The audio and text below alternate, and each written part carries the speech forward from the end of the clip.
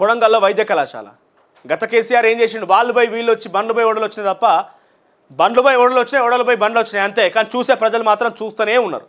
గట్లనే గతంలో ఏం కావాలన్నా గజ్వేల్కే పోయేది.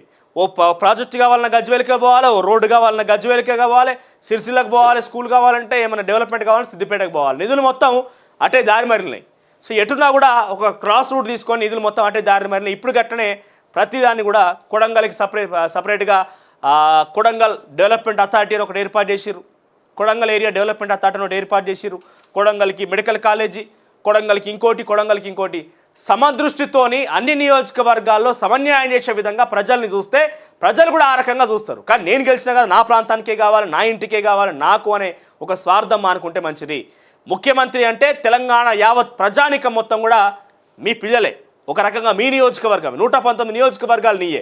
అది కేసీఆర్ గజ్వేల్ కావచ్చు, సిద్దిపేట కావచ్చు, ఏదైనా కావచ్చు. ముఖ్యమంత్రిగా ఉన్నారు కాబట్టి 119 నియోజకవర్గాలు మీరు చెప్పిందే వేదం, మీరు చెప్పిందే మాట.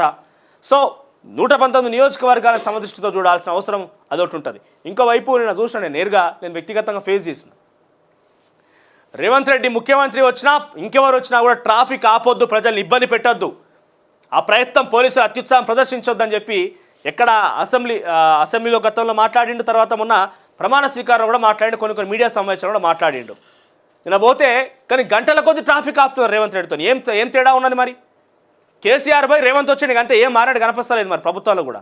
మీ మాటలతోనే కాదు పరిమితం కావాల్సింది, మాటలను చేతల రూపంలో కూడా అమలు చేయాల్సిన అవసరం ఉంటుంది. అంబులెన్స్ అయితే నేను నేరుగా వ్యక్తిగతంగా నా కళ్ళతో చూసిన అంబులెన్స్ కూడా ఆపేసారు. ఏందయ్యా అంటే ముఖ్యమంత్రి వస్తుండట. ముఖ్యమంత్రి అనగానే ఏం రాజరికం పోకడలు తీసుకుపోతా అని చెప్పి కొత్త పోకడలు తయారు చేసినట్టున్నది మరి ఈ ముఖ్యమంత్రి. మరి పోలీసులు అత్యుత్సాహమా లేకుంటే రేవంత్ రెడ్డి ఆదేశాలు అర్థంగా అయితే కానీ ఆ ప్రయత్నం మాటలకును చేతులకు పొందడం లేదు. గతంలో ఇదే రేవంత్ రెడ్డి ఏమన్నాడు? డిఎంఎఫ్టీ నిధులు ఏదైతే సింగరేణికి సంబంధించిన నిధులు సిద్దిపేటకే పోతున్నాయి, సిఎస్ఆర్ నిధులు సిద్దిపేటకే పోతున్నాయి, గజ్వేల్కే పోతున్నాయి, సిరిసిల్లకే పోతున్నాయి, అన్ని నిధులు మొత్తం కూడా ఈ 3 నియోజకవర్గాలకే పోతున్నాయి. మీ నియోజకవర్గాలు కాకుండా ఇతర నియోజకవర్గాల సమస్యలు చూపిస్తా పండి అని చెప్పి రేవంత్ రెడ్డి ఆరోపణ చేసి ప్రతిపక్షంలో పోరాడింది కదా. మరి ఇప్పుడు అదే ప్రతిపక్షం నుంచి అధికారంలోకి వచ్చిన రేవంత్ రెడ్డి ఎందుకు మరి కేవలం కొడంగల్కి అన్ని దారి మరుగుతాయి? కొడంగల్ ఏరియా డెవలప్మెంట్ అథారిటీ ఎందుకు కావాలి? సుదూర ప్రాంతాలు ఎందుకు కావద్దు? లోతట్టు ఉన్నటువంటి అంటే ఒక గ్రామీణ ప్రాంతాలు ఎందుకు అథారిటీ ఒక డెవలప్మెంట్ కావద్దు? సో దయచేసి మీరు మాటలకు చేతలకు పొంతన లేకుండా జర సరి చేసుకుంటే మంచిది. లేకపోతే అతి తక్కువ కాలంలో గుర్తు చేసుకున్నది ఏంటంటే కాంగ్రెస్ పార్టీ మీద ప్రజలు ప్రేమతో ఓటేయలే, గమనించాలి. కేసీఆర్ మీద ఉన్న వ్యతిరేకతతోనే ఎందుకు కేసీఆర్ అహంకారాన్ని దెబ్బతీసేందుకే కాంగ్రెస్కి ఈరోజు మద్దతుగా నిలిచారు. ఒకవేళ కాంగ్రెస్ పార్టీ ఎమ్మెల్యేలు ఇంత అధిక సంఖ్యలో గెలిచిరన్నా కూడా వాళ్ళు పలుమార్లు పోటీ చేసి ఓడిపోయారు. ఒక సానుభూతనో లేకపోతే ఒక మంచి నాయకుడనో ఒక అవకాశం కల్పిద్దామని ఓటేసారు తప్ప ప్రేమతో కాదు.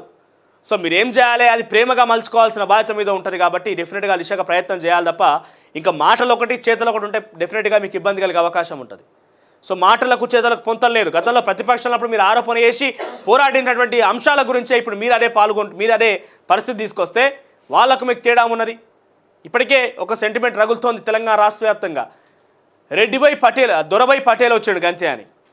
ఇన్ని రోజులు దొరభాయ్ పటేల్ వచ్చింది, ఇప్పుడు గంతే అని ఉన్నది. ఆ పటేల్ అనే ఒక పదాన్ని మీరు పక్కకు పెట్టాలంటే క్షేత్రస్థాయిలో ప్రజల్ని సమన్యాయంతో, సమదృష్టితో, అన్ని నియోజకవర్గాలను కూడా పరిపాలనతోనే చూడాల్సిన అవసరం ఉంటుంది. సో డెఫినెట్గా దిశగా ప్రయత్నం చేస్తుంది రేవంత్